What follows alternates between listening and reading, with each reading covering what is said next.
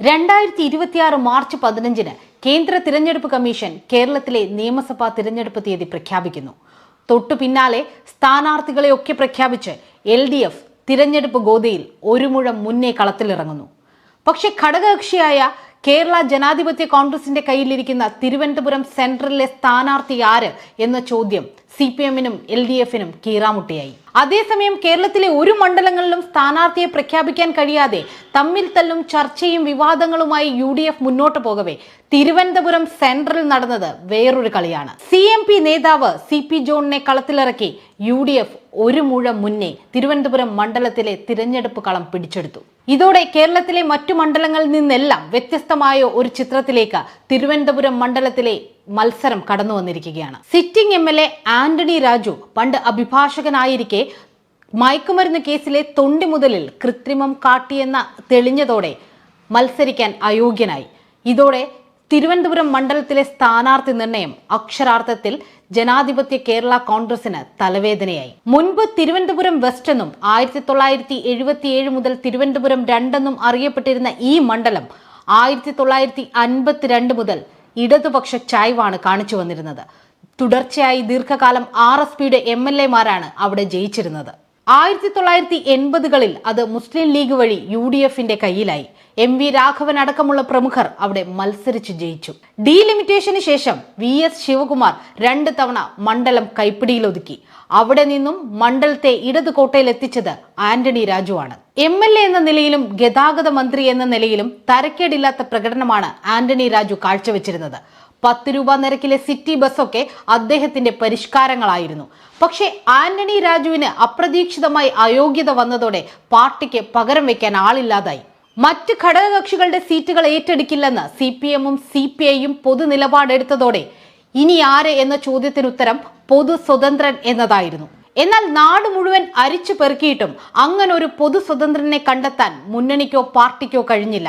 അതോടെ സ്ഥാനാർത്ഥി നിർണയം അങ്ങ് നീണ്ടുപോയി. ഇതോടെ UDF-നെതിരെ സ്ഥാനാർത്ഥി നിർണയവുമായി ബന്ധപ്പെട്ട് LDF ക്യാമ്പുകൾ ഉയർത്തിയ ആരോപണങ്ങളെല്ലാം ബാക്ക്ലാഷ് ചെയ്യുമെന്ന സ്ഥിതി വന്നു. UDF-ന്റെ സ്ഥാനാർത്ഥി CP ജോണിനെ പാട്ടും പാടി ജയിക്കാൻ വിടുകയാണോ LDF എന്നുള്ള ചോദ്യം പോലും പരിഹാസ രൂപേണ ഉയർന്നു വന്നു. തിരഞ്ഞെടുപ്പിന് ഇനി 20-ൽ താഴെ മാത്രം ദിവസങ്ങൾ ശേഷിക്കെ പുതിയൊരാളെ കണ്ടുപിടിച്ച് അയാളെ ജനങ്ങൾക്ക് മുന്നിൽ അവതരിപ്പിച്ച് ജയിപ്പിച്ചെടുക്കുക എന്നത് പാർട്ടിക്ക് മുന്നിൽ ഒരു വലിയ വെല്ലുവിളിയായി. ഈ സാഹചര്യത്തിലാണ് മണ്ഡലത്തിൽ സുപരിചിതനായ പൊതു സ്വതന്ത്രൻ എന്ന സ്ഥാനാർത്ഥിയിലേക്ക് സുധീർ കരമന എന്ന നടന്റെ പേരെത്തുന്നത്. CPM മുൻകൈയെടുത്താണ് അധ്യാപകനായിരുന്ന ചലച്ചിത്ര നടൻ കൂടിയായ സുധീർ കരമനയെ സ്ഥാനാർത്ഥിത്വത്തിലേക്ക് എത്തിക്കുന്നത്. അന്തരിച്ച നടൻ കരമന ജനാർദ്ദനൻ നായരുടെ മകൻ എന്നത് സ്വീകാര്യത കൂട്ടുമെന്ന് CPM ക്യാമ്പുകൾ കണക്കുകൂട്ടി.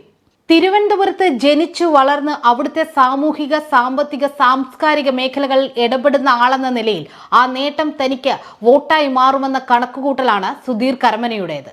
എന്നാൽ അഭിനയത്തിന്റെ പച്ചപ്പ് വോട്ടായി മാറുമോ എന്നുള്ള ചോദ്യവും സൈഡിൽ അവശേഷിക്കുന്നുണ്ട്. അതേസമയം സിനിമ അഭിനയത്തിന്റെ പച്ചപ്പിൽ സിറ്റിംഗ് സീറ്റ് നിലനിർത്താനാകുമോ എന്ന ചോദ്യമാണ് സുധീർ കരമനയ്ക്ക് നേരെ ഉയരുന്നത്.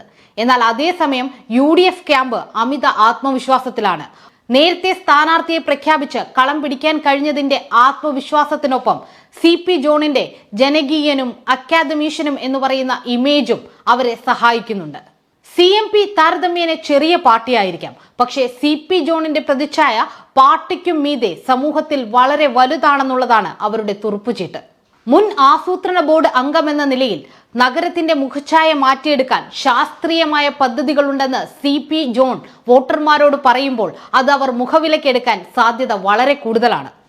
നടൻ G കൃഷ്ണകുമാർ ജിയെ വെട്ടിമാറ്റി തിരുവനന്തപുരം ജില്ലാ പ്രസിഡന്റ് കരമന ജയനെയാണ് NDA കളം പിടിക്കാൻ ഇറക്കിയിരിക്കുന്നത്. കൗൺസിലർ എന്ന നിലയിൽ നഗരത്തിന് സുപരിചിതനാണ് കരമന ജയൻ. അതുതന്നെയാണ് അദ്ദേഹത്തിന്റെ അഡ്വാൻറ്റേജും. തദ്ദേശ തിരഞ്ഞെടുപ്പിൽ തിരുവനന്തപുരം നഗരസഭ പിടിച്ചെടുത്തതിന്റെ ആത്മവിശ്വാസമാണ് BJPയുടെ കൈമുതൽ. മോദിജിയുടെ വികസനം വോട്ടാക്കി മാറ്റി തിരുവനന്തപുരം മണ്ഡലം പിടിച്ചെടുക്കാമെന്നാണ് അവർ കണക്ക് കൂട്ടുന്നത്. എന്നാൽ വോട്ടർമാരുടെ മനസ്സിൽ ഇതൊന്നുമല്ല. തിരുവനന്തപുരം നഗരത്തിലെ വെള്ളക്കെട്ട്, ഡ്രെയിനേജ് ഇഷ്യൂ, കുടിവെള്ള പ്രശ്നം, ഇങ്ങനെ നിരവധിയായ പ്രശ്നങ്ങളുടെ പരിഹാരമാണ് വോട്ടർമാരുടെ മനസ്സിൽ ഉയരുന്ന ചോദ്യം.